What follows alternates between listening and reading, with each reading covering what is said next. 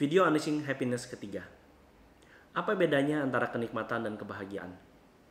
Banyak orang yang menyangka bahwa kebahagiaan itu adalah suatu rasa nikmat. Inilah kenapa banyak orang juga yang mencari kebahagiaan melalui hal-hal yang fana, hal-hal yang mudah hilang, uang, pacar, makanan, seks, rokok, dan sebagainya. Sedangkan kebahagiaan adalah sebuah proses.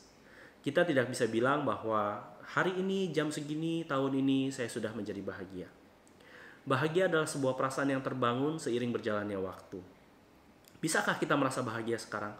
Bisa, apabila kita bisa mensyukuri keadaan kita saat ini. Dan banyak trik-trik lain yang kita bicarakan selama beberapa hari ini untuk meningkatkan level kebahagiaan kita. Teman-teman mungkin sudah berpraktek, sudah berlatih caranya bersyukur, dan sudah melakukan kebaikan. Bagaimana rasanya? Ketika itu semua dilakukan, bukan hanya kita mendapatkan kenikmatan, tapi kita juga mendapatkan bagian-bagian dari apa yang membuat kita bahagia. Seperti hormon-hormon yang kita rasakan. Nah, dengan begini, kebahagiaan yang kita miliki saat ini, perlu kita cek kembali, apakah ini hanya kenikmatan belaka? Kalau iya, ini hanya kenikmatan belaka, nanti sebentar lagi saya akan bahas tentang mitos hedonic adaptation. Mengapa hal-hal ini tidak bisa membuat saya berbahagia? Apakah kenikmatan-kenikmatan ini salah? Tentu tidak. Kenikmatan diciptakan dan diberikan kepada kita oleh Sang Pencipta supaya kita bisa menikmati hidup ini. Tubuh kita juga diciptakan untuk merasakan berbagai macam kenikmatan kok. Sehingga juga jangan merasa bersalah kalau saya merasakan sebuah kenikmatan. Kenikmatan bisa menjadi sebuah sumber kebahagiaan apabila kita menikmatinya dan kita mengingatnya dan mensyukurinya.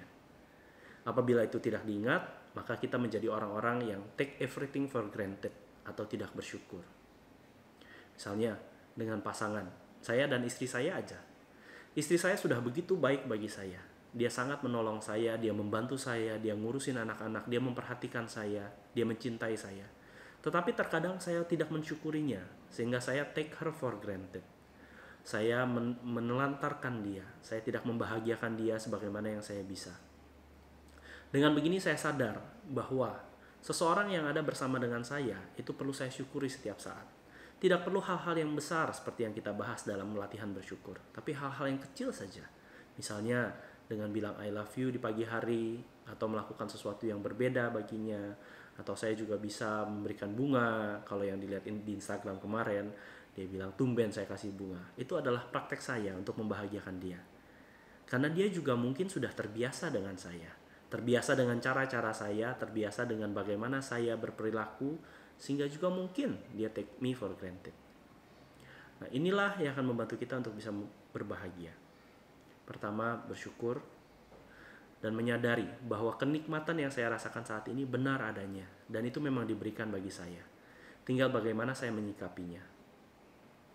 Setelah belajar tentang state, kita juga bisa menikmati kenikmatan kita. Kita bisa merasakan senang atas kesenangan kita. Dengan meta state, kita juga bisa meningkatkan kebahagiaan kita berkali-kali lipat ganda. Kenikmatan yang Anda rasakan saat ini, Anda bisa tanyakan lagi, apa nikmatnya kenikmatan ini?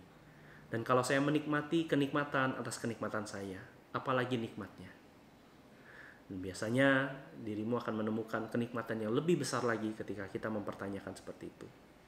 Karena dengan menanyakan kenikmatan yang saya rasakan tentang kenikmatan saya, otomatis state saya dan meta state saya akan naik. Levelnya akan naik secara alami. Inilah mengapa di dalam neurosemantics ada satu teknik yang namanya meta pleasuring. Bagaimana saya menikmati sesuatu dan memberikan makna yang begitu besar tentang apa yang saya nikmati. Dan dengan menikmati segala sesuatu yang bisa saya nikmati saat ini, saya bisa membawa kenikmatan itu dimanapun saya berada, apapun yang saya kerjakan, bersama dengan siapapun saya berinteraksi. Saya berharap hidup teman-teman di sini penuh dengan kenikmatan yang pada akhirnya ketika disyukuri akan membawa kita kepada kebahagiaan.